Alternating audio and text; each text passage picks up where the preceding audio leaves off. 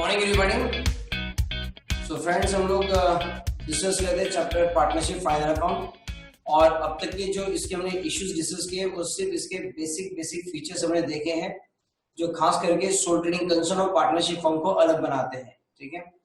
So as I already discuss, इसके अंदर सिर्फ और सिर्फ आपका एडमिशन ऑफ इंटरेस्ट की जो एडजस्टमेंट है उतनी एडजस्टमेंट एंट्रीज आपको अलग से करनी है। बाकी का पूरा sole trading concern final account and partnership final account बिल्कुल सेम है। So in this case 3 interest का हमेशा ध्यान रखिएगा। कौन से 3 interest sir? One is interest on capital. ठीक है।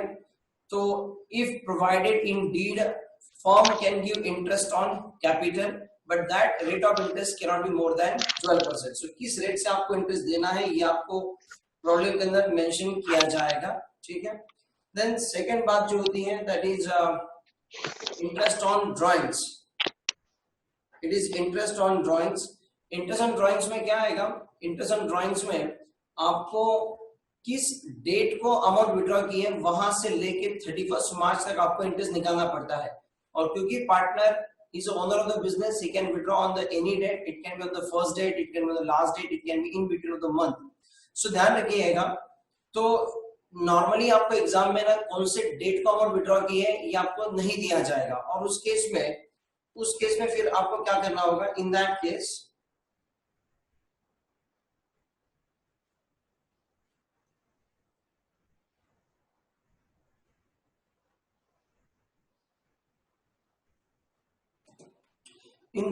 फिर आपको जो इंटरेस्ट देना होगा it will B for 6 month period. तो आपको सिंपल सी बात देखिए, आपको जो भी ड्राइंग्स दिए जाए ना, उस ड्राइंग्स के ऊपर जो भी रेट आपको दिया जाए उस रेट से जो इंटरेस्ट आएगा उसका आप हाफ कर लीजिए, मतलब 6 मंथ का इंटरेस्ट आप ले लीजिए वहां पर। ठीक है। हालांकि डे 1 पे रात को 6.5 महीने का लेना होता है, लास्ट डेट पर रात को 5.5 महीने का, और इन बिटवीन रात को 6 महीने का। ये मैं आपको पहले भी समझा के दिया था। लेकिन आपके लेवल पर आप जब भी एग्जाम में क्वेश्चन आएगा तो डेट नहीं दी जाएगी, तो ये बाय डिफॉल्ट हमेशा माना जाएगा the amount is written on the last date of in between of the month, and that's why we are taking the interest at the rate of 6%. Then interest on loan given by partner to firm. Partner ने जो firm को loan दिया है उसके ऊपर interest दिया जाता है। हालांकि इसको लेकर आपके लेवल पर कोई एडजस्टमेंट नहीं आती है, लेकिन आपके नॉलेज के लिए बता दूं सर, अगर डीडी में प्रोविजन है तो लोन पर आप किसी भी रेट से इंटरेस्ट दे सकते हैं, लेकिन अगर डेट में प्रोविजन नहीं है तो रेट होगा 6% पर एनम। हालांकि इसको लेकर आपको फाइनल अकाउंट में एडजस्टमेंट नहीं होगी। Okay. So interest on capital and interest on loan ये फर्म के लिए एक्सपेंडिचर है, इसलिए प्रॉफिट एंड लॉस को डेबिट आएगा और पार्टनर्स कैपिटल को क्रेडिट जाएगा। एंड इंटरेस्ट ऑन ड्राइंग ये फर्म का इनकम है, सो प्रॉफिट एंड लॉस को क्रेडिट आएगा और पार्टनर्स कैपिटल को डेबिट आएगा। बस इतना ही डिफरेंस आपके दो इसमें होता है, sole trading concern and partnership final account. So now let's come to the first final account question. आपके पास जो नोट्स हैं उसमें आप देख सकते हैं हमारा पहला problem.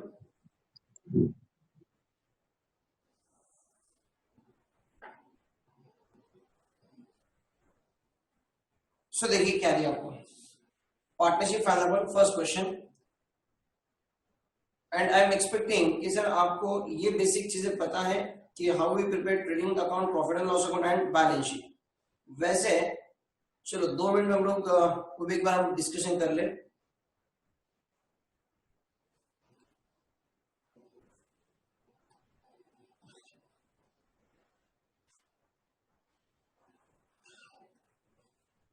How we prepare trading and profit and loss account.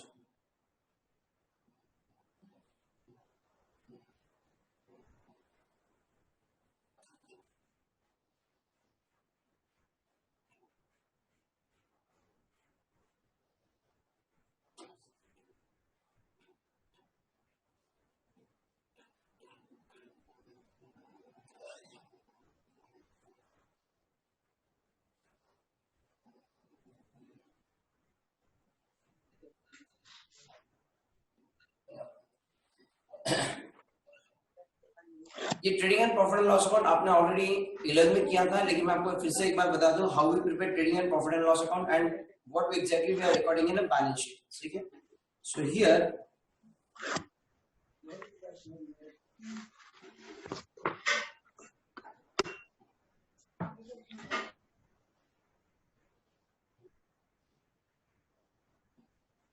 C trading and profit and loss account, ठीक है। सो व्हाट विल हैपन, आपको प्रॉब्लम सॉल्व करने के लिए आपको एक ट्रायल बैलेंस दिया जाएगा। अब ये ट्रायल बैलेंस क्या होता है sir? Trial balance is nothing but a summary of all your ledger balances. तो साल भर में आपने जिन जिन अकाउंट को डेबिट क्रेडिट किया, at the end of the year उस अकाउंट का जो बैलेंस है, उस बैलेंस का हम एक डिटेल लिस्ट बनाते हैं, दैट समरी बनाते हैं, and this summary sheet is nothing but your trial balance, ठीक है। इस ट्रायल बैलेंस में बेसिकली जो अकाउंट्स होते हैं, these are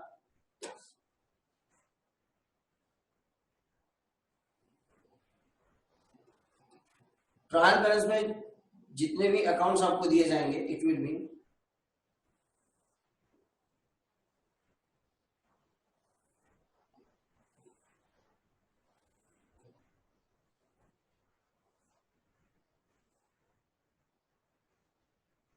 it's a name of account and that account is having either debit or credit balance, ठीक है।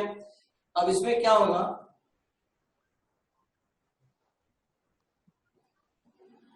Here यहाँ पर जो भी अकाउंट्स होते हैं सर, इट विल बी वो आइटम आइदर या तो आपका इनकम होगा, या फिर आपका एक्सपेंडिचर होगा, या फिर वो असेट होगा, या फिर वो लायबिलिटी होगा, या फिर वो कैपिटल रिलेटेड होगा, ठीक है। No doubt sir, nature is a real nominal person, इनमें से कोई होगा। मैं उसको फर्दर रिक्लासिफाई इस तरह से कर रहा हूँ कि इनमें जो भी आइटम दिया जाएगा, जो भी अकाउंट आपका होगा सर, वो या तो आपका इनकम होगा, या तो आपका एक्सपेंडिचर होगा, या तो असेट होगा, या तो लायबिलिटी होगा, या फिर वो आइटम आपके कैपिटल अकाउंट से संबंधित होगा, ठीक है। तो आपको क्या करना है सर, आपके ट्रायल बैलेंस में जो भी इनकम रिलेटेड अकाउंट है या फिर एक्सपेंडिचर रिलेटेड अकाउंट है, ये जो अकाउंट होगा आपका, ये जाएगा आपका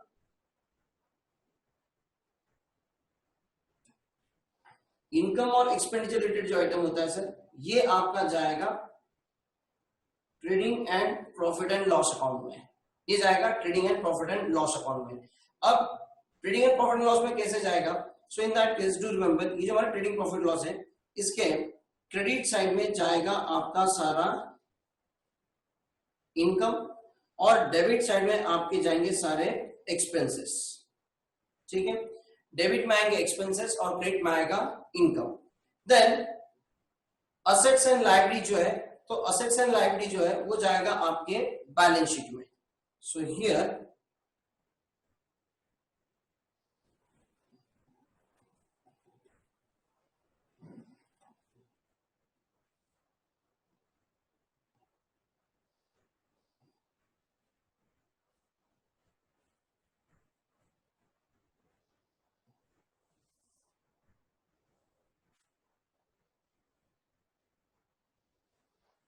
So here balance sheet, your right hand side is assets, left hand side is a liabilities, ठीक है। तो जो भी आपके एसेट्स है वो आपके एसेट साइड में जाएंगे, और जो लायबिलिटीज है वो आपके लायबिलिटी साइड में जाएगी, ठीक है। देन फिर जो आपके पास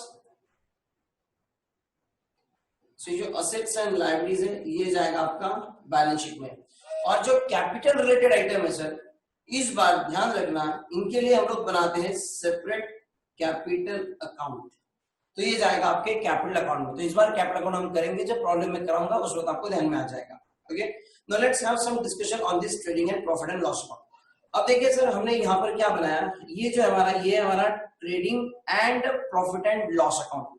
इसका मतलब है कि ये जो हमारा ट्रेडिंग प्रॉफिट एंड लॉस एक ही अकाउंट बना हुआ है, एक्चुअली इसके अंदर दो अकाउंट्स होते हैं, one is a trading and one is a profit and loss account.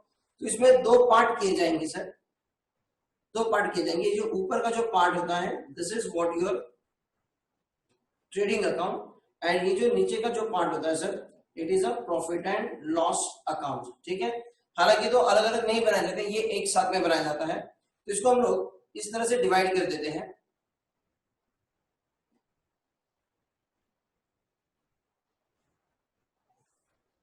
यहां तक जो है ये आपका ट्रेडिंग अकाउंट है, ठीक है, और ये नीचे वाला जो पार्ट है आपका, ये आपका प्रॉफिट एंड लॉस अकाउंट है।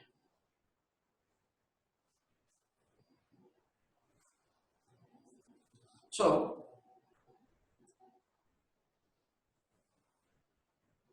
नाउ इन दिस केस, अगर आप सिर्फ हाँ, इतनी चीज पर अगर आप फोकस करें तो यू विल फाइंड कि अभी क्या हो गया, आपका ये पूरा trading profit loss horizontal vertical दो पार्ट में डिवाइड हो गया, ठीक है सर। हॉरिजॉन्टली ये ट्रेडिंग प्रॉफिट लॉस आ गया एंड वर्टिकली आपका एक्सपेंडिचर इनकम इस तरह से आ गया। अब आप देखेंगे तो जो आपके एक्सपेंसेस है, ये एक्सपेंसेस यहां पर भी आएंगे और यहाँ ट्रेडिंग में भी आएंगे, प्रॉफिट एंड लॉस में भी आएगा। इनकम आपका ट्रेडिंग में भी आएगा और प्रॉफिट एंड लॉस में भी आएगा। अब आपको क्या करना है सर, कौन से एक्सपेंसेस ट्रायल बैलेंस के, कौन से एक्सपेंसेस ट्रेडिंग में आएंगे, कौन से एक्सपेंसेस प्रॉफिट एंड लॉस में आएंगे, कौन सा इनकम आपका ट्रेडिंग में आएगा और कौन सा इनकम आपका प्रॉफिट एंड लॉस अकाउंट में आएगा। ये चीजें ऑलरेडी आपके इल्म में हो चुकी है, बट लेकिन एक बार मैं सारा रिवाइज करा के तो इसलिए मैं आपको बता दूं। See in this case trading में जो भी आपके एक्सपेंसेस आएंगे it will be direct expenses, direct expenses. So direct expenses मतलब कौन से, it is related with purchase of goods and what are the expenses incurred to bring the goods into our present location. जहां पर हम लोग business कर रहे हैं सर, वहां तक उस गुड्स को लाने के लिए जितना भी खर्चा आता है that is called as a direct expenses. कई बार इसमें कहा जाता है कि फैक्ट्री एक्सपेंसेस भी आएंगे। हाँ, अगर अगर आपका partnership firm little bit manufacturing अगर करता है तो फिर मैन्युफैक्चरिंग से रिलेटेड खर्चे भी इसके अंदर आएंगे। लेकिन नॉर्मली जो प्रॉब्लम्स आपको एग्जाम में दिए जाते हैं उसके अंदर पार्टनरशिप फर्म एक ट्रेडिंग फर्म होती है। Sir trading firm and manufacturing firm में पहले डिफरेंस समझ लीजिए।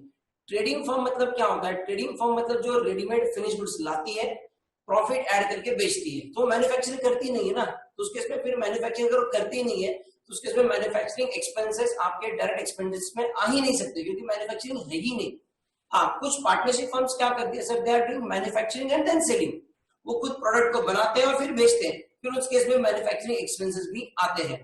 तो मोस्ट ऑफ द केस में सर आपको मैन्युफैक्चरिंग एक्सपेंसेस नहीं लिए जाएंगे। अगर मैन्युफैक्चरिंग एक्सपेंसेस अगर आपको दिए हैं तो ध्यान रखना सर वो आपके डायरेक्ट एक्सपेंसेस में आएंगे। सो ओवरऑल अगर मैं आपसे कहूं तो डायरेक्ट एक्सपेंस में क्या क्या आ सकता है सर, क्या क्या आ सकता है, see direct expenses. So direct expenses मतलब कौन से, expenses incurred to bring goods at its present location and condition. मतलब जहां पर हम लोग बिजनेस करते हैं सर, वहां पर वो गुड्स लाने तक का जो खर्चा होता है that is called as your direct expenses. And what is the indirect expenses, indirect expenses other than direct expenses. तो जो डायरेक्ट एक्सपेंसेस नहीं है सर वो आप ले लीजिए इनडायरेक्ट एक्सपेंसेस। अब डायरेक्ट एक्सपेंसेस में क्या क्या आएगा सर आपके लिए, ठीक है। सो इसके अंदर क्या क्या आ सकता है sir, very first it is a purchase, ठीक है सर। अगर आप मैन्युफैक्चर है तो परचेस ऑफ रॉ मटेरियल आएगा, ठीक है। देन सर आप जब गुड्स खरीदते हैं तो उसको लाने के लिए आपको ट्रांसपोर्ट चार्जेस लगते हैं, so it can be your transport charges. इसको कई बार आपको कैरेज इनवर्ड नाम से भी दिया जाएगा, कई बार इसके अंदर इसको फ्रेट भी कहा जाता है, ठीक है। Then there might be wages. Wages normally आपका अगर मैन्युफैक्चरिंग का केस रहा तो वेजेस लगता है, या फिर वेजेस का मतलब इससे होता है कि जो गुड्स आप खरीदते हो तो जो ट्रक आता है ना सर, तो उसको अनलोड करने के लिए आपको हमारी देनी पड़ती है। सो जो हमारी यहाँ आप जो देते हैं that is called as a wages, और that is the proper word is a cartage. अगर आप मैन्युफैक्चरर है तो उस केस में आपका आएगा सर मैन्युफैक्चरिंग एक्सपेंसेस, ठीक है। तो वैसे डायरेक्ट एक्सपेंसेस में फिर अगर मैन्युफैक्चरर है तो डेफिनेशन हो जाता है expenses incurred to manufacture the goods. Okay, manufacturing करने तक की जो खर्चा होता है वो आपका डायरेक्ट एक्सपेंडिचर में आ जाता है, लेकिन वो मैन्युफैक्चरर रहा तो, ठीक है। सो कुल मिलाकर सर आपके डायरेक्ट एक्सपेंस में इतनी चीजें आ सकती है, और इनके सिवा भी अगर कोई स्पेसिफिक डायरेक्ट एक्सपेंडिचर अगर है तो, ठीक है। इंपॉर्टेंट क्या है सर, वो गुड्स आपने खरीद के आपके अपने प्रीमाइसेस में लाने तक के जो भी एक्सपेंसेस आप इनकर करेंगे that is what your direct expenses, और इनके सिवाय बाकी के जो एक्सपेंसेस होते हैं that is your indirect expenses. Like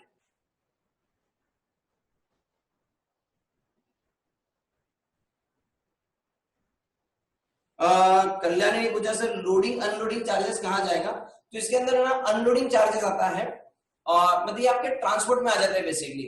loading unloading expenses, loading expenses मतलब क्या है कि जहां जब हमने गुड्स खरीदे, जहां से हमने खरीदे सर, वहां से वो पहले ट्रक में चढ़ाने का खर्चा लोडिंग, और वहां से ट्रक हमारे यहाँ पर आने के बाद जो हम लोग यहाँ पर अनलोडिंग करते हैं, तो हमारे यहाँ पर वो अनलोडिंग करने के बाद ही वो गुड्स हमारे प्रीमाइसेस में आते हैं। So that loading unloading expenses ये आपका डायरेक्ट एक्सपेंडिचर में आएगा, क्योंकि जब तक लोडिंग अनलोडिंग नहीं होगा सर, तब तक वो गुड्स आपके प्रीमाइसेस में आते नहीं है। सो it is your direct expenses. और किसी की कोई क्वेरी तो मैं ले लेता हूँ जल्दी से। नहीं, I hope Kalyani it is clear.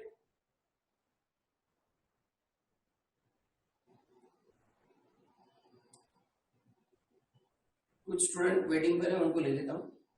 हाँ, now coming to the next. फिर इनके सिवाय बाकी के जो भी एक्सपेंसेस है sir, all are indirect expenses. अब इनडायरेक्ट एक्सपेंसेस में क्या क्या आएगा? कुछ नहीं है, डायरेक्ट एक्सपेंसेस को छोड़कर जो भी है सर वो आपके इनडायरेक्ट एक्सपेंसेस है। लाइक सर आपने रेंट पेड किया, you paid rent, boom rent, salary, you're paying for advertisement, you're paying commission, okay, then sir you're paying interest, आपने अपने बिजनेस के लिए लोन लिया होगा उसके ऊपर interest, then you're paying for postage and telegram, then you're paying electricity expenses, okay, then what I can say, you're paying for traveling expenses, then you're paying for legal expenses, then you will be paying sir मुझ गरीब की fees, audit fees, ठीक है। ये सारे जो है sir, ये सारे होते हैं आपके इनडायरेक्ट एक्सपेंसेस। और ध्यान रखना इनडायरेक्ट एक्सपेंसेस पे इतने ही नहीं होते sir, it can be any other expenses, ठीक है, जो अभी तक कवर नहीं हुआ वो जाते हैं आपके इनडायरेक्ट एक्सपेंसेस। तो ये जो सारे इनडायरेक्ट एक्सपेंसेस होंगे सर, ये कहां जाएगा? ये जाएगा आपके प्रॉफिट एंड लॉस को डेबिट, और जो डायरेक्ट एक्सपेंसेस है ये जाएगा आपका ट्रेडिंग को डेबिट, ठीक है। सो एक काम कर लें, आप लोग जरा इतना लिख लीजिए, direct expenses and indirect expenses, जिस वक्त आपके स्क्रीन पे आपको दिख रहा है आप उसको लिख लीजिए।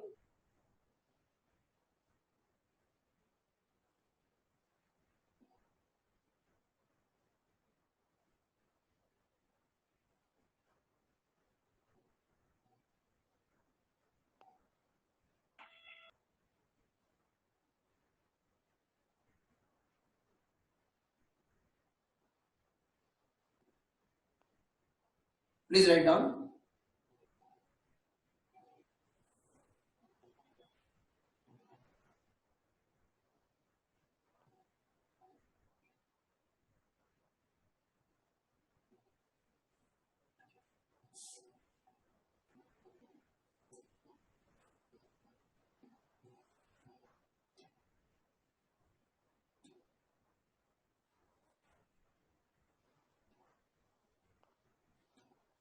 कैरेज आउटवर्ड भी आएगा,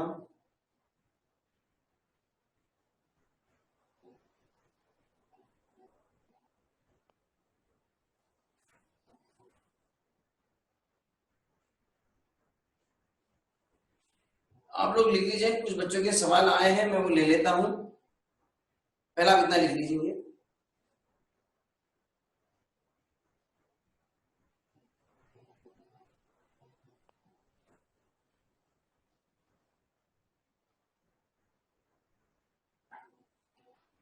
Direct expenses, that is expenses incurred to bring the goods at its present location and condition.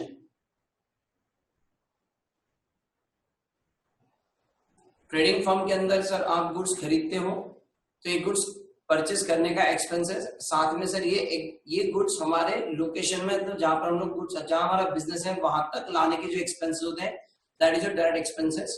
तो आपने गुड्स परचेस किए सर, फिर उसके बाद आपको उसका ट्रांसपोर्ट कराना पड़ेगा, मतलब वो जो गुड्स जहां से खरीदे वहां से आपको अपने प्रीमाइसेस में लाने पड़ेंगे। तो जब तक आप अपने प्रीमाइसेस में नहीं लाएंगे सर, आप आगे उसको बेच ही नहीं पाएंगे। सो उसका ट्रांसपोर्ट चार्जेस, फिर जहां से आपने गुड्स खरीदे वहां पर सबसे पहले उसको गाड़ी में लोड करना पड़ेगा, लोडिंग एक्सपेंसेस, यहाँ लाने के बाद अनलोड करना पड़ेगा, अनलोडिंग एक्सपेंसेस, या फिर उसको वेजेस कहा जाता है। कैरेज इनवर्ड के बाद क्या है? कैरेज इनवर्ड के बाद फ्रेट, उसी का दूसरा नाम फ्रेट बेटा। Freight, thank you sir.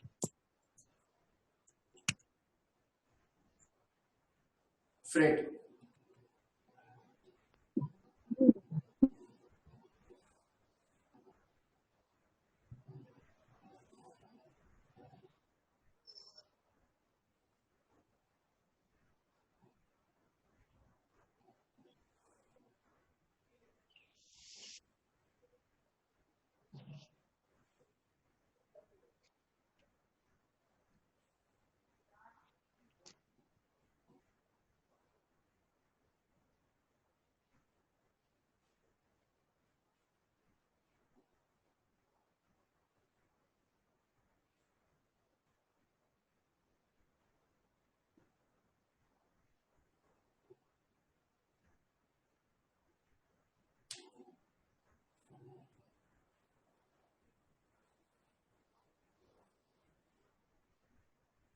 Varun ने मुझे सर परचेस आरएम, आरएम मतलब रॉ मटेरियल बेटा। अगर आप मैन्युफैक्चरर है ना तो फिर उसमें रॉ मटेरियल आएगा, क्योंकि रॉ मटेरियल खरीदता है ना तो उसके ऊपर डायरेक्ट एक्सपेंडिचर हो जाएगा।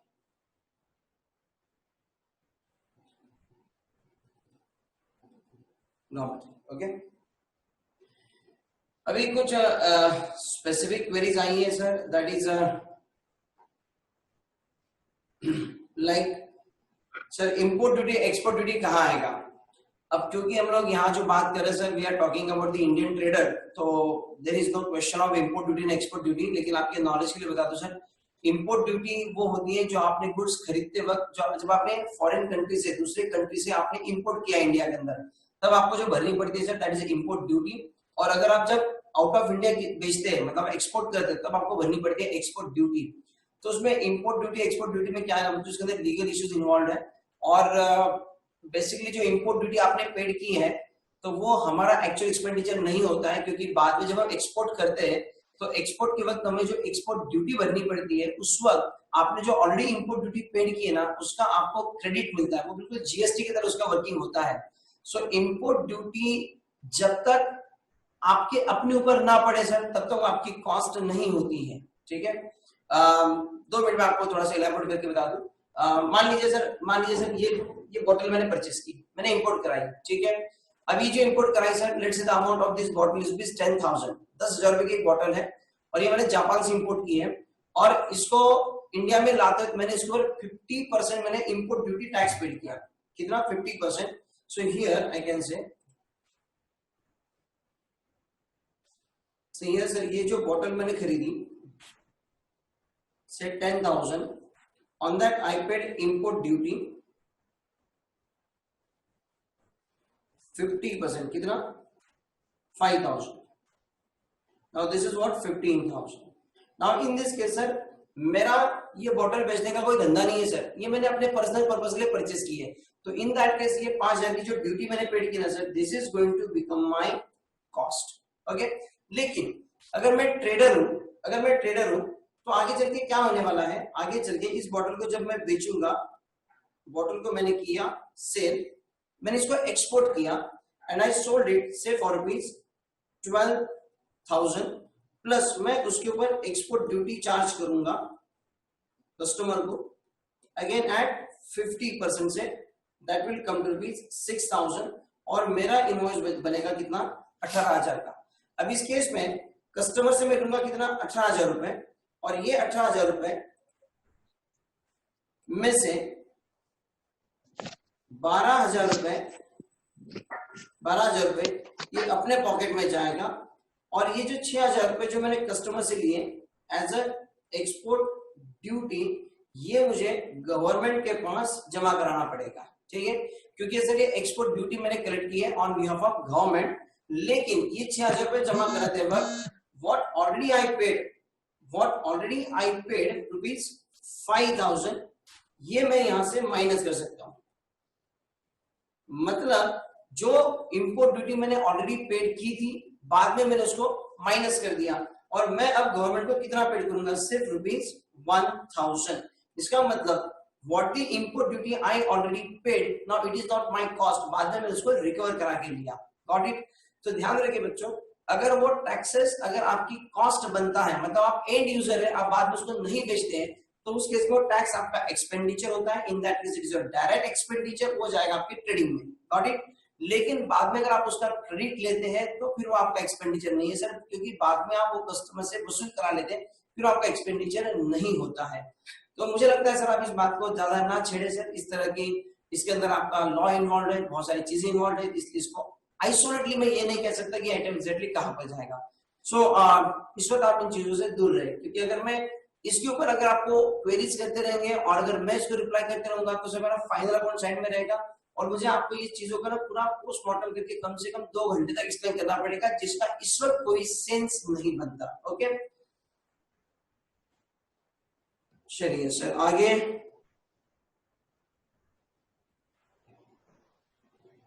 विश्वजीत ने कहा बेटा वाई ओनली 50%? अरे भाई जो भी रेट रहेगा वो लगाएंगे ना, 50% मैंने थोड़ी ना देखा जाके इस वक्त की बॉटल पे इंपोर्ट ड्यूटी एक्सपोर्ट ड्यूटी क्या होती है सर। वो जो टैरिफ में जो दिया होगा उसको शायद 25% होगा तो 25% ड्यूटी लगेगी, 100% 100 लगेगा, कुछ कुछ चीजों में 300% तक लगती है।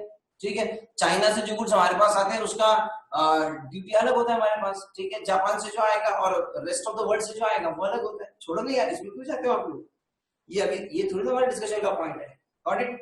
So, ये हो गया सर हमारा direct expenditure. Now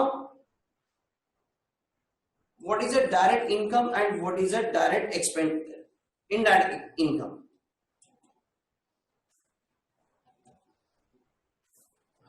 direct income and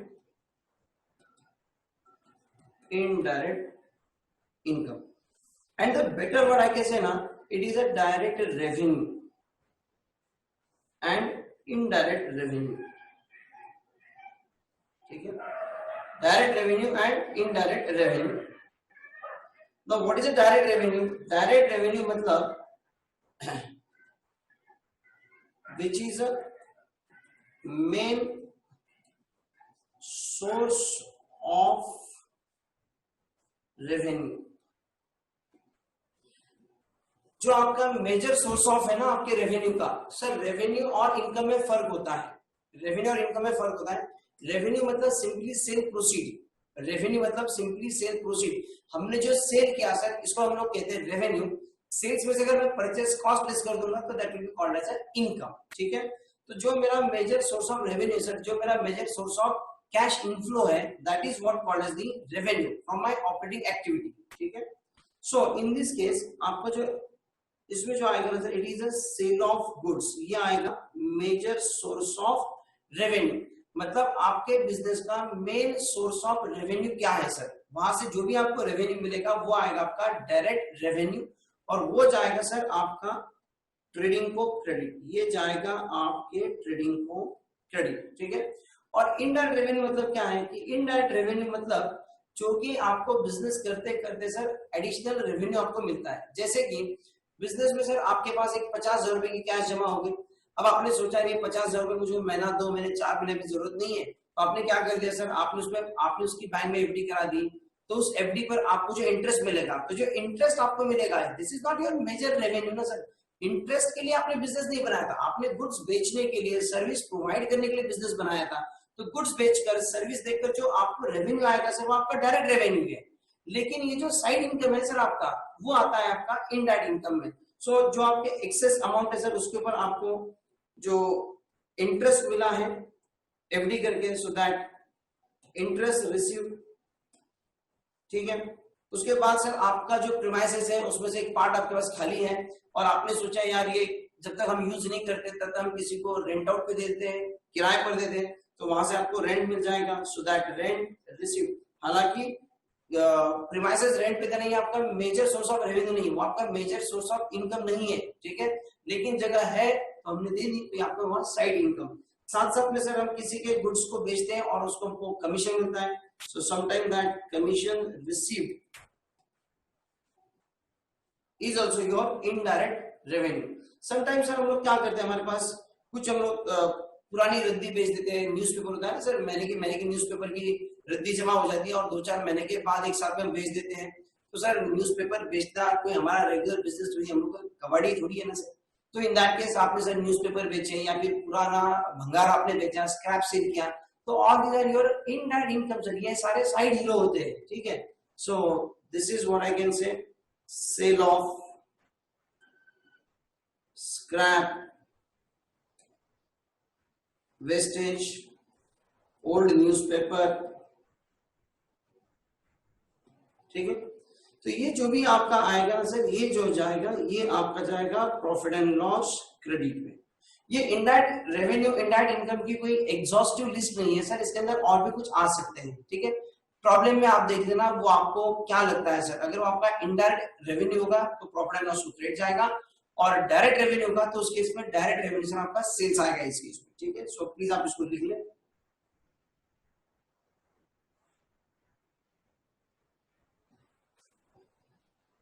तब तो कुछ बच्चों की क्वेरीज में देखता हूँ उन्होंने क्या क्या पूछा है सर।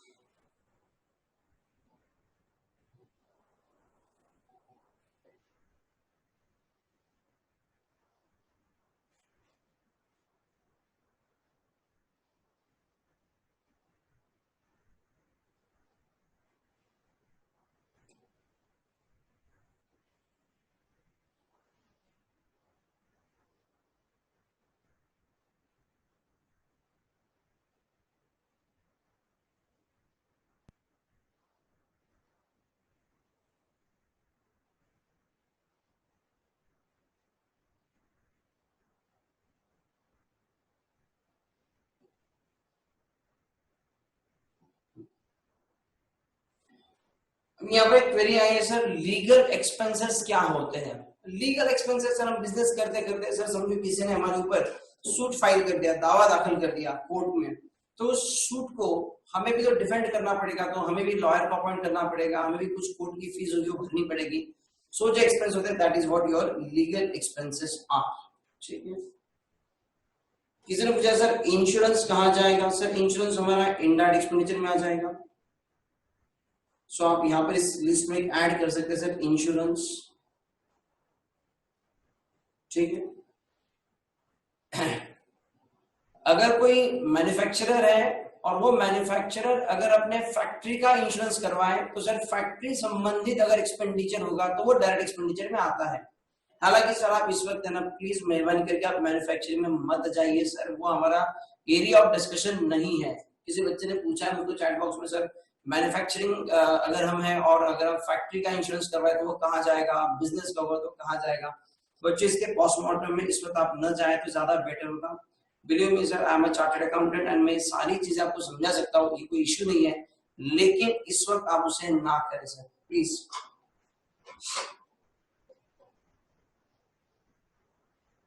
ठीक है। और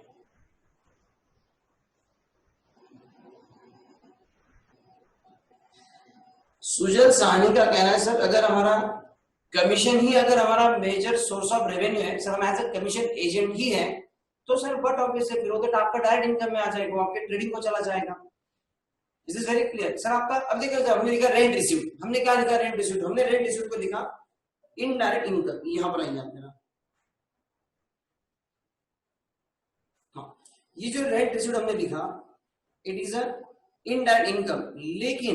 लेकिन समझो कोई सर प्रॉपर्टी डीलर है और उसका काम ही अपने जगह को रेंट पर देना, यही उसका बिजनेस है सर, यही उसका बिजनेस है। उसके पास रेसिडेंशियल प्रीमाइसेस है, उसके पास कमर्शियल प्रीमाइसेस है, और ये रेंट पर देना ही उसका धंधा है, तो सर उसके में उसका और मेजर सोर्स ऑफ रेवेन्यू क्या, उसकी और डायरेक्ट इनकम हो गया फिर। ठीक है, कुछ लोग होते सर ब्याज पट्टे का धंधा करते हैं, मतलब उनका काम है सिर्फ फाइनेंस कराने का, उनके पास बहुत सारा पैसा है, तो किसी को 2 लाख रुपए दिए, किसी को 3 लाख दिए, किसी को 5 लाख दिए, किसी को 10 लाख दिए, फिर उसके ऊपर इंटरेस्ट देते हैं सर, किसी से 1.5% लिया, किसी से 2% लिया, किसी से 3% लिया, तो सर उसका धंधा ही वो है कि पैसा ब्याज पर देना और ब्याज कमाना, सर उसके लिए वो डायरेक्ट इनकम हो गया फिर। तो मैंने क्या कहा ना भाई, आप किस बिजनेस में हो, उस बिजनेस का आपका मेजर सोर्स ऑफ रेवेन्यू क्या है, अगर वो आपका मेजर सोर्स ऑफ रेवेन्यू है तो सर वो हो जाएगा आपका डायरेक्ट इनकम। आप जरा बैंक का सोचिए सर, बैंक क्या करती है सर, बैंक लोगों को लोन देती है, बैंक का मेजर सोर्स ऑफ रेवेन्यू क्या है, बैंक लोगों को बोरोर को लोन देती है, उसके ऊपर बैंक को इंटरेस्ट मिलता है। सर बैंक का बेसिक धंधा ही लोन देना है, तो बैंक के लिए जो इंटरेस्ट मिलेगा ये तो उनका डायरेक्ट इनकम हो गया ना। तो business to business, nature of business पर आपका डायरेक्ट इनकम और इनडायरेक्ट इनकम में डिफरेंस आ सकता है। और क्योंकि हम इसको जो डिस्कशन कर रहे हैं sir, we are talking about partnership firm involve in a trading activity, क्योंकि ट्रेडिंग एक्टिविटी है सर, तो उस केस में ट्रेडर है तो गुड्स खरीदते हैं बेचते हैं, तो जो बेचेंगे यही हमारा मेजर सोर्स ऑफ रेवेन्यू है। इसलिए मैंने कहा कि sale of goods is a major source of revenue, इसलिए आपका डायरेक्ट इनकम है। मैं ये नहीं कहता हूं कि दूसरा डायरेक्ट इनकम हो ही नहीं सकता sir, it depends upon nature of business. Okay, I hope this is very clear now.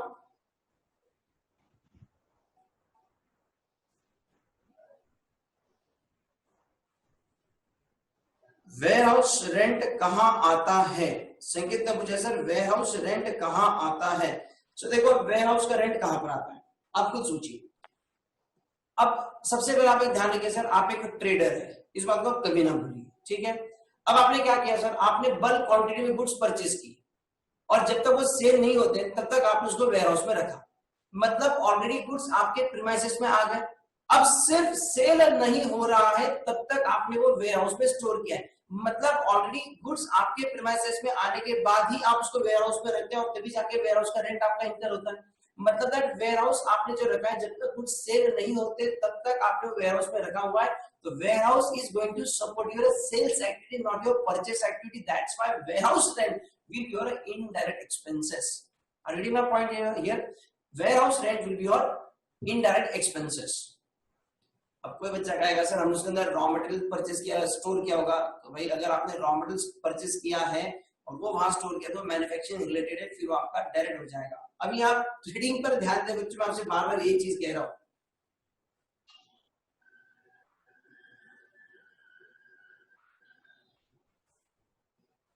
आइए हम लोग आगे बढ़ते हैं। तो ये इस तरह से सर आपका trading and profit and loss का हो गया पोस्टमार्टम, कौन सा आइटम कहां पर जाएगा। ओके, नाउ हियर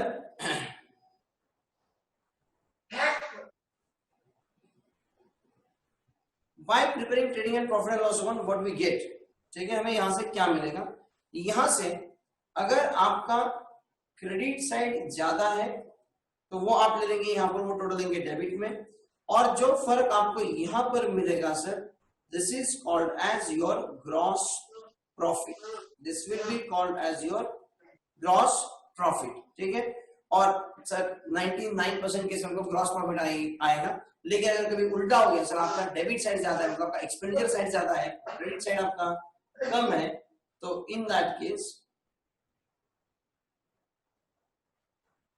केस आपका डिफरेंस इस साइड में आ जाएगा, लेकिन एट टाइम दोनों साइड में नहीं आता, भला एक ही किसी साइड में डिफरेंस आएगा, तो ये आएगा सर आपका ग्रॉस लॉस। फिर ये जो ग्रॉस प्रॉफिट होगा तो सर ये सबसे पहले प्रॉफिट एंड लॉस को यहाँ पर ब्रॉट डाउन करके लिया जाएगा। ठीक है, और फिर एट द एंड आप प्रॉफिट एंड लॉस की क्रेडिट की भी टोटल करेंगे, वो आप डेबिट में लेंगे, और यहाँ एक्सपेंसेस प्लेस करके यहाँ जो आपका डिफरेंस आएगा sir, this difference will be called as your net profit. और कभी उल्टा हो गया सर तो आएगा net loss. This is very clear. जिस तरह से आपका ग्रॉस प्रॉफिट यहां से हम इसको कैरी डाउन करते हैं और यहाँ प्रॉफिट एंड लॉस को हम इसको ब्रॉट डाउन करेंगे, उसी तरह से अगर आपका ग्रॉस लॉस है तो वो ग्रॉस लॉस ट्रेडिंग से कैरी डाउन करके यहाँ प्रॉफिट एंड लॉस में पहले ब्रॉट डाउन किया जाएगा। प्रॉब्लम है एक ही कुछ तो आएगा सर ट्रेडिंग में, या तो ग्रॉस लॉस ग्रॉस प्रॉफिट आएगा, and similarly profit and loss में भी या तो नेट प्रॉफिट या फिर नेट लॉस आएगा। गॉट इट बच्चों? मुझे लगता है आपने अगर इस तरह से ट्रेडिंग प्रॉफिट एंड लॉस अगर आपके बुक में बना लिया तो अच्छा रहेगा आपके लिए भी। Can you please?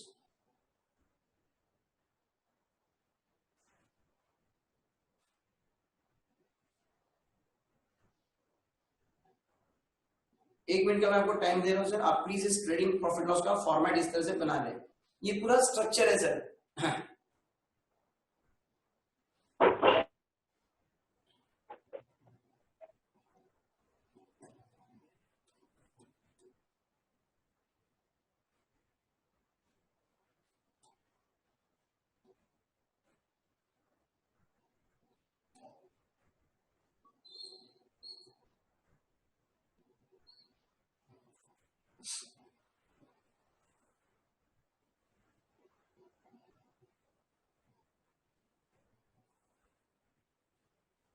मैं आज देख रहा हूँ बहुत सारे स्टूडेंट्स अब्सेंट दिख रहे हैं मुझको।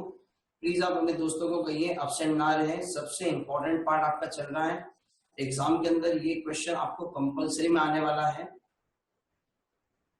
तो इसको लेकर आप बिल्कुल भी मस्ती नहीं कर सकते।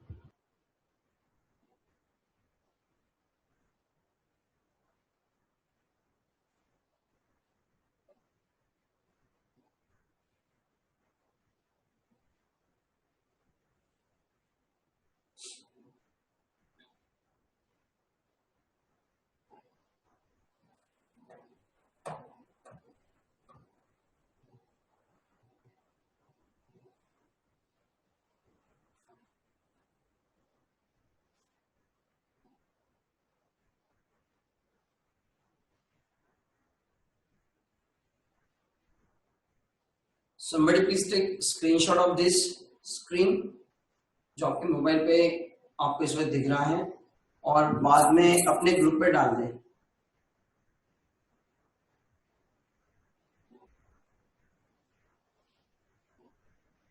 कोई ना कोई बच्चा एक पुण्य का काम जरूर करेगा।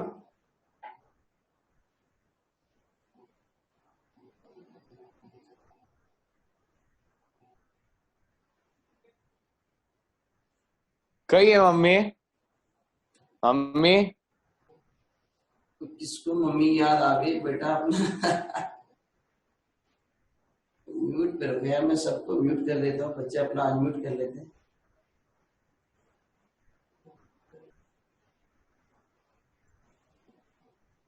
हो गया सर आपका? प्लीज बताइए मुझको, have you completed?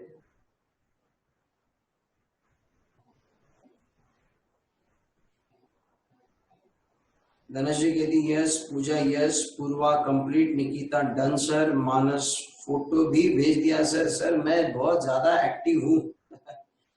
Gandhi yes, Siya Gandhi yes, Rishikesh completed, Siddhesh yes, Tejas, Ayush, Harsh, Ayush, Sarthak, Shreyas, Hariom, Gautami, सब कंप्लीटेड। Okay fine sir. बच्चों मैं आगे बढ़ता हूँ, आइए सर। अब इसके बाद इस बार आपको एक नई चीज सीखनी है sir, to prepare, that is what your partners capital account.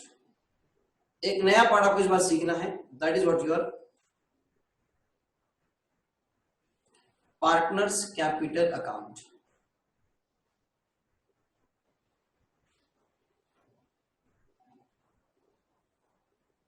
Partners capital account. इसमें करंट कैपिटल, इसमें fix capital and fluctuating capital के दो मेथड होते हैं, लेकिन वो मेथड मैं जब पूरा प्रॉब्लम डिस्कस करूंगा ना तब हम इसको डिस्कस कर लेंगे। ओके, अभी तो सिंपल तरीके से आपको किस तरह से याद रखना है सर, याद कुछ नहीं करना है सर, दिमाग लगाना है आपको। नाउ पार्टनर्स कैपिटल अकाउंट, तो जैसे सोल ट्रेडिंग कंसर्न में आपको ना एक कैपिटल अकाउंट दिया जाता था, वैसे यहाँ पर पार्टनर है तो इसका मतलब सर एक से ज्यादा लोग डेफिनेटली है, तो उनका आपको कैपिटल बैलेंस दिया जाएगा। तो आपको सबसे पहले क्या करना होगा, आपके बैलेंस ट्रायल बैलेंस में जो पार्टनर्स कैपिटल का बैलेंस है, क्रेडिट बैलेंस होगा, तो सबसे पहले वो आपको यहाँ लिखना पड़ेगा बाय बैलेंस ब्रॉट डाउन। तो जितने भी पार्टनर है सर उन सभी का ये आप यहाँ पर इसको क्रेडिट कर देंगे। ठीक है, मैं मानता हूं सर 2 पार्टनर है तो 2 और 3 पार्टनर होंगे तो फिर 3 जनों का आएगा।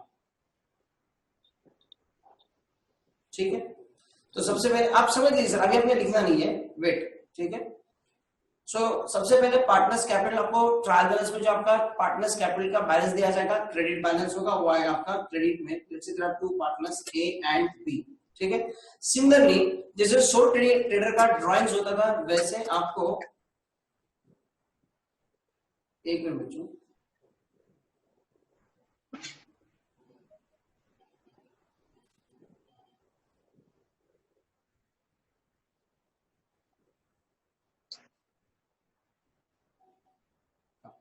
पार्टनर्स कैपिटल का क्रेडिट बैलेंस आएगा, by balance brought down. Then जिस तरह से सोल ट्रेडिंग का ड्राइंग होता था सर, उसी तरह से आपको ट्रायल बैलेंस में पार्टनर्स का ड्राइंग दिया जाएगा। तो जो ड्राइंग्स हम लोग कैपिटल से लेस करते थे, कैपिटल से लेस करते थे, वो अब क्योंकि सोल ट्रेडिंग कंसर्न से पार्टनरशिप फर्म है, तो पार्टनरशिप फर्म में वो ड्राइंग्स आपको पार्टनर्स कैपिटल को करना पड़ेगा debit. So it is to drawings account, drawings वो यहां पर आएगा। ठीक है, फिर जो शेयर ऑफ प्रॉफिट है, ओके, शेयर ऑफ प्रॉफिट के पहले जो हम पार्टनर को सैलरी देंगे, जो हम पार्टनर को सैलरी देंगे ना, जो हम पार्टनर को सैलरी देंगे वो मैं आपको बता दूं, ये हम लोग जो टीपीएल बनाएंगे, ट्रेडिंग प्रॉफिट लॉस, इसमें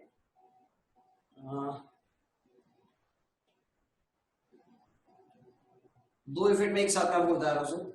ये जो हम ट्रेडिंग प्रॉफिट लॉस बनाएंगे, तो ये तो मेरा ट्रेडिंग वाला पार्ट, ऊपर वाला पार्ट छोड़ दीजिए। प्रॉफिट एंड लॉस में हमने जो पार्टनर को सैलरी दी, हमने जो पार्टनर को सैलरी दी, और ये सबसे इंपॉर्टेंट पार्ट है, और यही सोल ट्रेडिंग एंड पार्टनरशिप को अलग अलग करता है सर। क्योंकि सोल ट्रेडिंग में हमने कभी सैलरी देखी नहीं है, यहाँ पार्टनर को, एक्टिव पार्टनर को सैलरी दी जाती है। तो जो एक्टिव पार्टनर को जो सैलरी दी जाती है वो हमारे प्रॉफिट एंड लॉस को आएगा debit to salary to partner, right. और ये जो सैलरी होगी सर, ये जो सैलरी होगी ये पार्टनर को दी जाएगी, तो ये सैलरी का सेकेंड इफेक्ट जो आएगा, ये पार्टनर्स कैपिटल को क्रेडिट जाएगा बाय सैलरी। और फिर जिस भी पार्टनर की सैलरी होगी सर उसको वो जाएगा, ए को होगा तो ए को, बी को होगा तो बी को, दोनों एक्टिव होंगे तो दोनों को जाएगा। ठीक है, सो सैलरी टू पार्टनर, यहाँ पर ए एंड बी। तो जो भी हमारा एक्सपेंडिचर है सर, सैलरी जो फर्म ने दी, ये प्रॉफिट, ये बिजनेस का एक्सपेंडिचर हुआ, सो प्रॉफिट एंड लॉस को डेबिट एंड पार्टनर्स कैपिटल को क्रेडिट आएगा। Got it. सिमिलरली हम जो इंटरेस्ट देंगे सर, हम लोग जो इंटरेस्ट देंगे ना पार्टनर के कैपिटल के ऊपर हम जो इंटरेस्ट देंगे वो फर्म का एक्सपेंडिचर है, सो वो आएगा प्रॉफिट एंड लॉस को debit to interest on capital. So to interest on capital, firm का expenditure, so profit and loss को डेबिट आएगा, और वो पार्टनर का इनकम है, सो वो पार्टनर्स कैपिटल को क्रेडिट आ जाएगा by interest on capital. Is this very clear? Then फिर जो पार्टनर ने जो ड्राइंग्स लिए उसके ऊपर फर्म उसे जो इंटरेस्ट चार्ज करेगी, वो इंटरेस्ट फर्म के लिए इनकम है। जो अमाउंट पार्टनर ने विड्रॉ किए सर, जो अमाउंट पार्टनर ने विड्रॉ किए वो ड्राइंग्स के ऊपर फर्म इंटरेस्ट चार्ज करती है, वो जो इंटरेस्ट चार्ज किया जाएगा वो इंटरेस्ट फर्म के लिए इनकम है। इसलिए प्रॉफिट एंड लॉस में आएगा credit by interest on drawing, by interest on drawing A and B. ठीक है, ये जो है ये फर्म का इनकम है, प्रॉफिट एंड लॉस को क्रेडिट हुआ, ये पार्टनर्स कैपिटल को आएगा debit to interest on drawing, ठीक है। देन फिर एंड में बच्चा लोग, एंड में जाके आपके बिजनेस का जो प्रॉफिट होता है, बिजनेस का जो प्रॉफिट होता है, ये हम लोग यहां करते हैं सर, इसे हम लोग करते हैं टू नेट प्रॉफिट। और सोल ट्रेडिंग में ये प्रॉफिट सिर्फ एक व्यक्ति के कैपिटल अकाउंट को जाता था, यहाँ ऐसा नहीं होगा। ये जो प्रॉफिट होगा ये पार्टनर्स में डिवाइड किया जाएगा उनके प्रॉफिट शेयरिंग रेशियो में। तो ये जो प्रॉफिट आता है सर प्रॉफिट एंड लॉस में, ये जो नेट प्रॉफिट आता है ये हम लोग डिस्ट्रीब्यूट कर देंगे to net profit to A and B. So ये जो आपका ये जो नेट प्रॉफिट है ये पार्टनर्स को आपने ट्रांसफर किया, इस नेट प्रॉफिट अल्टीमेटली जाएगा सर, ये जाएगा मेरे पार्टनर्स कैपिटल को credit by profit and loss account. ये जाएगा सर यहां पर by profit and loss account.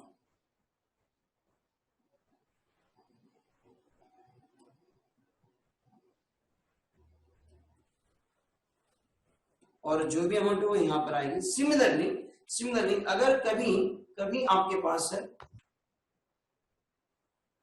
अगर लॉस हो गया तो वो चीज यहां पर आ जाएगी by net loss, and this net loss will be transferred either to A and B. Either का सवाल नहीं आता सर, दोनों पार्ट हो जाएगा। And do remember sir, problem कुछ एक ही होगा, आइदर नेट प्रॉफिट या नेट लॉस। अब मैंने नेट प्रॉफिट की ट्रीटमेंट बता दी, साथ साथ में आपको नेट लॉस बता दूं सर। नेट लॉस जो होगा, ये जो नेट लॉस होगा ये हमारे पार्टनर्स कैपिटल को डेबिट आएगा to profit and loss account. Is this very clear? तो इतनी जो चीजें है ना सर ये हमारे पार्टनर्स कैपिटल अकाउंट में आ सकती है, ठीक है। उसके बाद क्या होगा सर, एट द एंड फिर ये जो है ना ये आपका पार्टनर्स कैपिटल अकाउंट क्लोज किया जाएगा।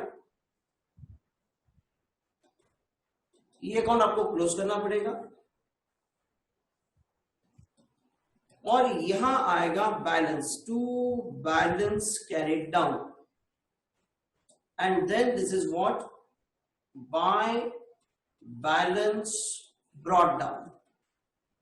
ओके, और ये जो बैलेंसेस आएंगे सर, डू रिमेंबर ये उसका फाइनल बैलेंस जो होता है सर, ये फाइनल बैलेंस आपको बैलेंस शीट लायबिलिटी साइड में, ये जो हमारा बैलेंस शीट बनाता है सर, ये जो हमारा बैलेंस शीट बनाता है सर, यहां लायबिलिटी साइड में आएगा आपका partners capital account A B, और वो जो बैलेंस है सर वो बैलेंस यहां आएगा पार्टनर्स कैपिटल का जो फाइनल बैलेंस है सर, ये जो आपका फाइनल बैलेंस है, ये जो फाइनल बैलेंस है, ये जो बैलेंस है सर वो यहां पर लिखा जाएगा। तो हम लोग बैलेंस शीट में capital add profit less drawing ये वाला काम हम बैलेंस शीट में नहीं करते, जो हम लोग सो ट्रेडिंग में करते थे सर, आपको याद होगा। सो ट्रेडिंग में लोग लिखते थे capital account opening balance add net profit less drawing, वो वहां पर एक था सर, तो इसके लिए करना पॉसिबल था। यहाँ अगर मेरे पास 4-5 पार्टनर होंगे तो बैलेंस शीट कितना भद्दा दिखेंगे ना, लायबिलिटी साइड में सबके नाम लिखे, सबका ओपनिंग बैलेंस, सब में ऐड प्रॉफिट लेस ड्राइंग और एन नंबर ऑफ चीजें, इसलिए वो पार्ट हम लोग यहाँ पर अलग से बनाते हैं। और जो फाइनल कैपिटल जो फाइनल बैलेंस आएगा सब इंटरेस्ट ड्राइंग प्रॉफिट सब कुछ करने का जो बैलेंस आएगा, that balance will be transferred. अरे वो ला कर दिया।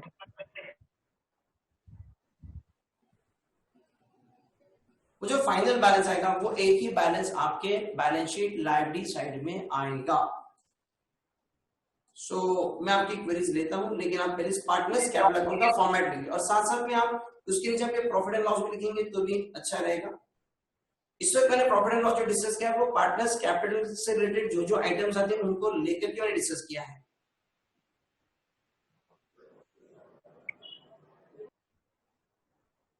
तो आप अपना स्पीकर ऑफ रखिए प्लीज।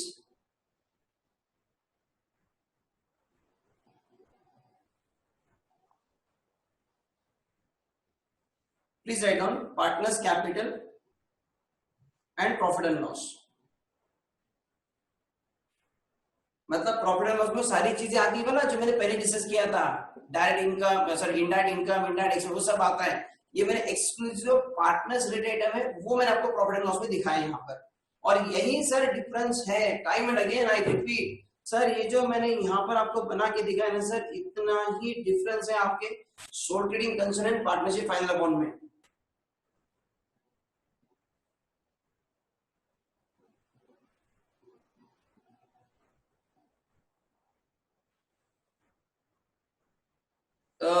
कुछ बच्चों की क्वेरी सर, एक बार आप हमको फिर से बता दीजिए सब कुछ। कोई जरूरत नहीं है बेटा, जब मैं पहला प्रॉब्लम करूंगा ना उसमें ये सारी चीजें आ जाएगी, डोंट वरी, 100% ये उसमें आ जाएगा आपके लिए। आप अभी लिख लीजिए, पहले प्रॉब्लम में ये सारे पॉइंट्स आपके क्लियर हो जाने वाले हैं। ये तो आपके रेफरेंस के लिए चाहिए, जब एग्जाम में आप जब जाएंगे ना तो फाइनली आपको लास्ट में देखना पड़ेगा और पार्टनर्स कैपिटल एग्जैक्टली क्या क्या आता है ना, उस वक्त आपको ये रेडी चाहिए, इसलिए मैं इस वक्त आपको दे रहा हूं। पहले प्रॉब्लम में सारी चीजें कवर हो जाएगी, डोंट वरी।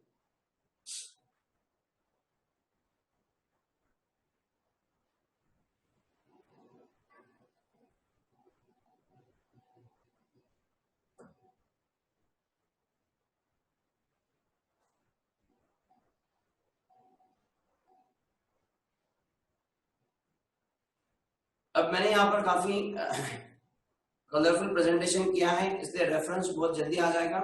शायद आपको वो पॉसिबल नहीं है तो आप एक काम कर लेना, यहाँ पर इसको नंबरिंग रख देना, जैसे कि this is salary to partner, this is number 1, ये यहाँ पर इसका reference salary to partner. Interest on capital this is number 2, तो ये इसका रेफरेंस यहाँ पर ये यहाँ चला गया। देन ये आपका नेट प्रॉफिट का दिस इज नंबर 3, ये यहाँ पर आ गया नंबर 3।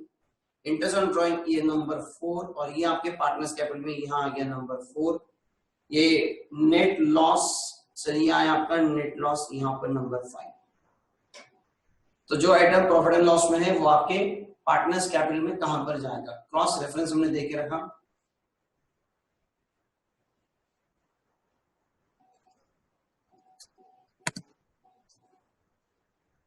ये जो पार्टनर्स कैपिटल का ओपनिंग बैलेंस है सर, ये फिगर आपको मिलती है ट्रायल बैलेंस से। ये जो ड्राइंग्स की फिगर है सर, ये भी आपको मिलती है ट्रायल बैलेंस से, ध्यान रखना।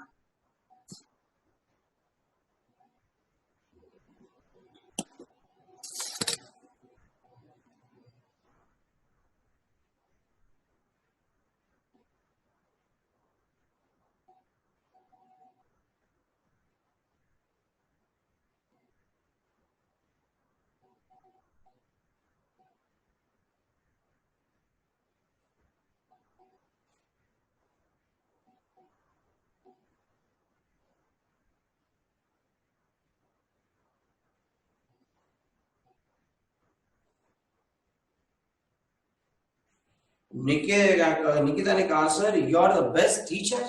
ओहो, ऐसा क्या हो गया निकिता, सो आप कह रहे क्या बेस्ट?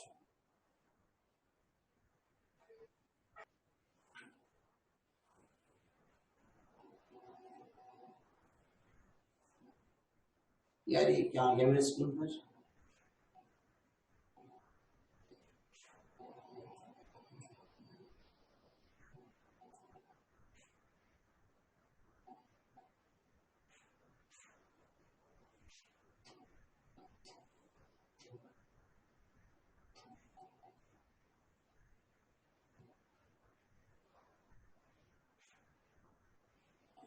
मानस कहता है done sir, seriously you are the best. Thank you बेटा।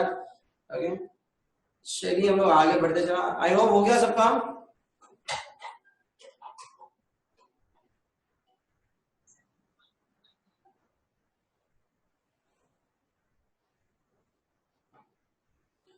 तेजस कहता है डन सर, मेरा तो हो गया, बाकियों का पता नहीं।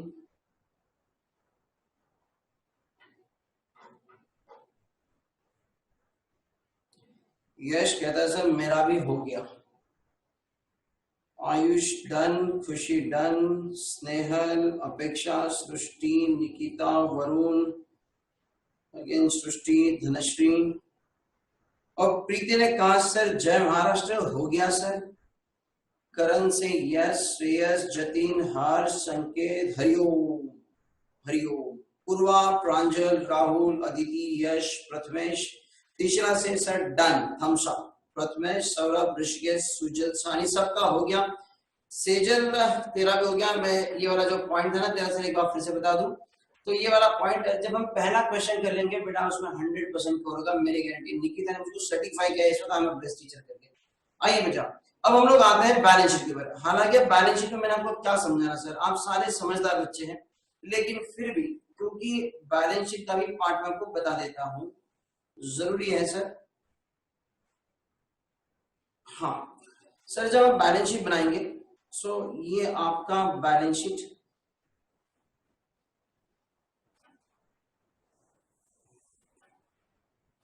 इसके नीचे लिखा जाएगा एज ऑन ईयर एंड आपका जो भी होगा सर 31 मार्च 20 जो भी रहेगा सर, आगे आप लिख देना यहाँ पर।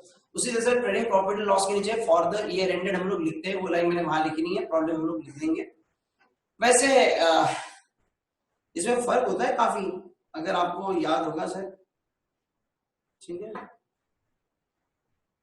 ये हम लोग जो ट्रेडिंग अकाउंट बनाए यहाँ पर हम लोग लिखते हैं sir for the year ended, यहां हम लोग लिखते हैं फॉर द ईयर एंडेड 31 मार्च, ठीक है। यहां लिखा जाता है फॉर द ईयर एंडेड, और जब हम बैलेंस शीट पर आते हैं तो सर हम लोग लिखते हैं as on.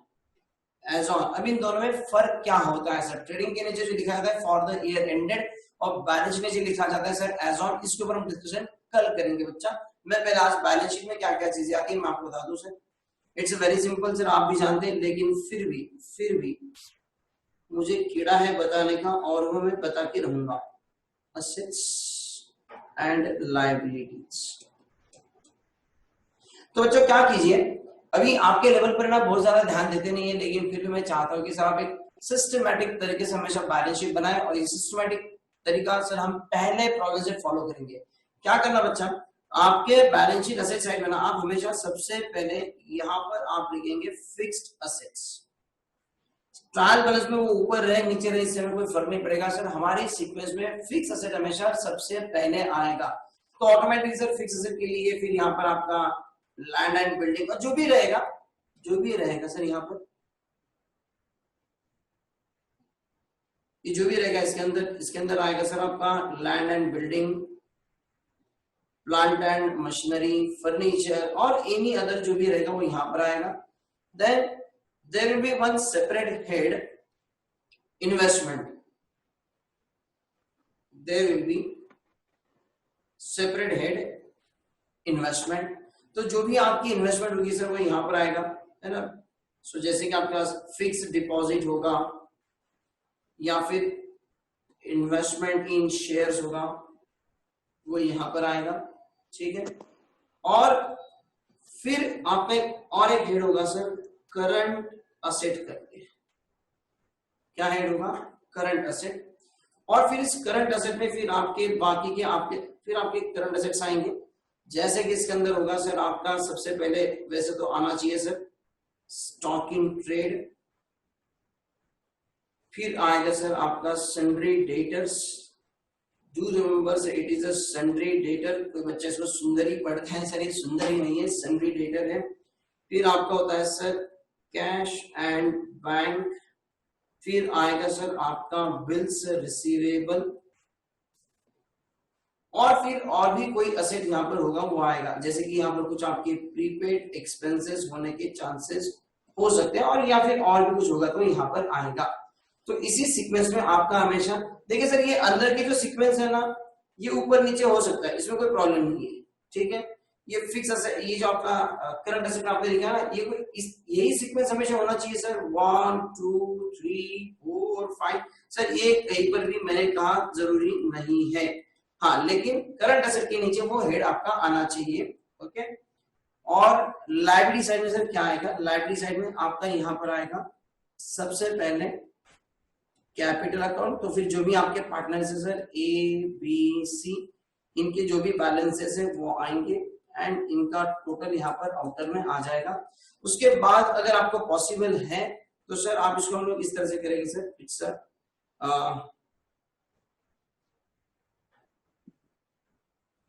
Long term liability, long term liability, long term liability मतलब ऐसी कोई भी लायबिलिटी जो कि आपको 12 महीने के बाद पेड करनी है। तो यहाँ पर नॉर्मली आता है सर आपका कोई टर्म लोन और there can be loan from partner. अगर आपने पार्टनर से लंबे समय के लिए वो लोन लिया है तो वो यहाँ पर आएगा। And there is a current liability जिसको हम लोग शॉर्ट टर्म लायबिलिटी भी कह सकते हैं, करंट लायबिलिटी। तो इसके अंदर जो आएगा सर ये आएगा आपका क्रेडिटर्स, इसके अंदर आएगा आपका बिल्स पेएबल, और इसके अंदर आएगा सर एक्सपेंसेस पेएबल, या फिर और भी कोई अगर होगा तो यहाँ पर आएगा। और फाइनली सर आपने एक ही काम करना है, आपने बहुत दिल से एक काम करना है सर, आपने एक बार मेरा नाम लेना है और आपने लगानी है इसकी टोटल। और यकीन मानिए बच्चा, जो भी मेरा नाम लेके काम करेगा उसका ये बैलेंस शीट 100% नहीं सर 200% नहीं 1000% टैली होगा। सो प्लीज बच्चा लोग, आप लोग ये फॉर्मेट लिखेंगे इस वक्त।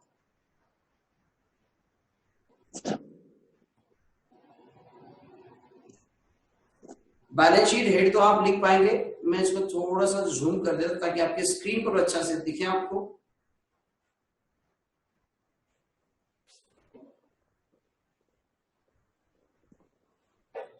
प्रथमेश, मैं हर बार आपका ही नाम लेके टैली करता हूं, प्रभु धन्य हो आप। ठीक है,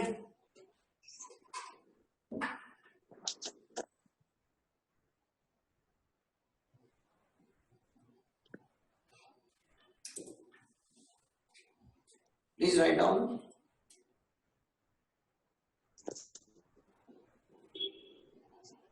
सौरभ कहता है सर मैं भी यही काम करता हूँ। अरे भैया, आप लोग अच्छा पढ़ेंगे, आप खुद टैली करेंगे, मेरा नाम लेने से कुछ नहीं होगा, मैं तो ऐसे ही मजाक मजाक में बोल रहा हूँ आपको। ठीक है, आप अपने आप पे भरोसा रखिए, प्रैक्टिस कीजिए। जतिन कहता है सर अभी से आप ही का नाम लेके टैली करूंगा। राहुल कहता है जो हुकुम सर आपका ही नाम लेके टोटल करेंगे। सर मेरा नाम लेके टोटल कीजिए, लेकिन गांधी मैडम को भी फॉलो कीजिए सर, मैथ्स मैम पढ़ाते हैं आपको।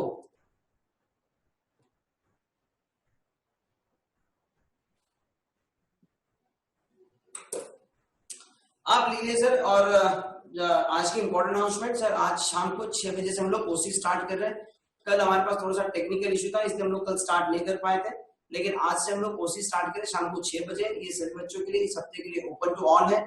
सो सारे बच्चे इस लेक्चर को ज्वाइन करें, बैठे और देखिए सर स्नेहा मैम आपको किस तरह से पढ़ाती है। आप बच्चों को ये फील हो सकता है कि यार ओसी बड़ा सिंपल सब्जेक्ट है, खुद पढ़े तो भी होगा। यस, बिल्कुल सिंपल है सर। ऐसा अगर आप खुद से करेंगे तो शायद 80 मार्क्स आएगा, और अगर आप क्लास से करेंगे तो 85 आएगा।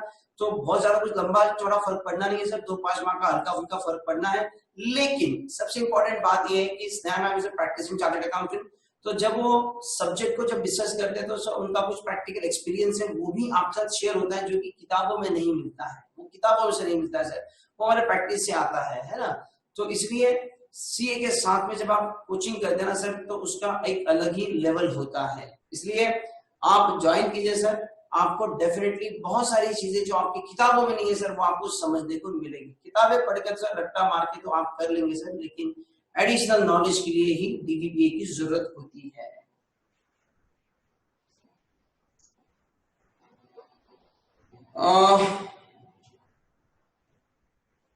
कदम कह दिए सर आप जैसा गुरु हो तो problem must be tally. Sir अरे आप जैसे बच्चे हैं तो टैली होगा, मुझसे क्या होने वाला है सर।